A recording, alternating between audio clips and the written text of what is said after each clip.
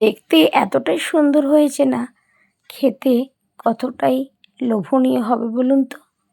আজ বানিয়েছিলাম দই তেলাপিয়া।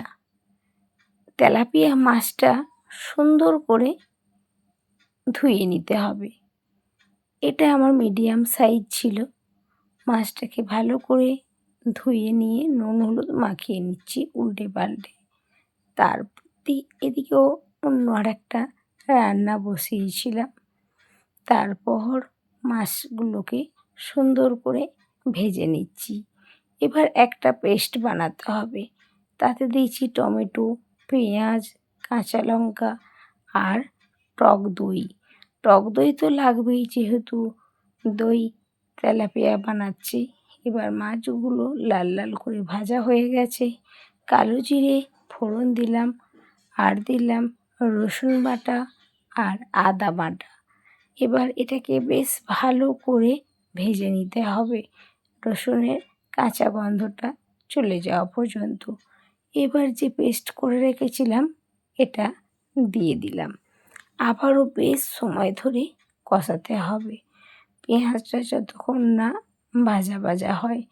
আবার মিক্সার গ্রাইন্ডারটা ধুয়ে আবারও একটু জল দিয়ে দিলাম, পরিমাণ মতন চিনি দিলাম আর নুন দিলাম।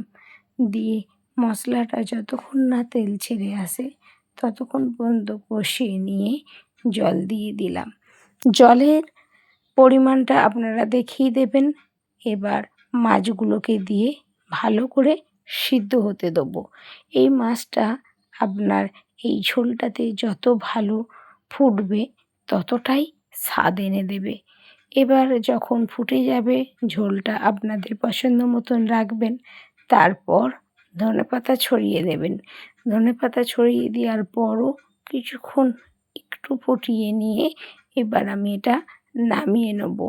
এটা এতটাই ভালো লাগে খেতে, আপনারা যারা কখনো বানাননি যে দই তেলাপিয়া, অবশ্যই বানিয়ে দেখবেন। এতটাই জমজমাটি স্বাদ, আপনার পাতের ভাত একেবারেই ফাঁকা হয়ে যাবে। নমস্কার, আমি ক্ষীরের সাথে আমি নিত্য নতুন এরকম রেসিপি আনতেই থাকি। অবশ্যই আমার পেজ থেকে যদি দেখেন, অবশ্যই পেজটাকে আপনারা ফলো দিয়ে দেবেন।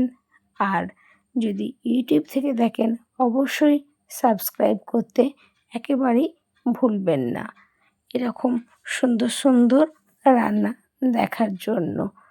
কি এরকম রান্না অবশ্যই বানাবেন। আর কে কোথা থেকে দেখছেন অবশ্যই জানাতে ভুলবেন না। গরম গরম ভাতের সাথে এইভাবে সার্ভ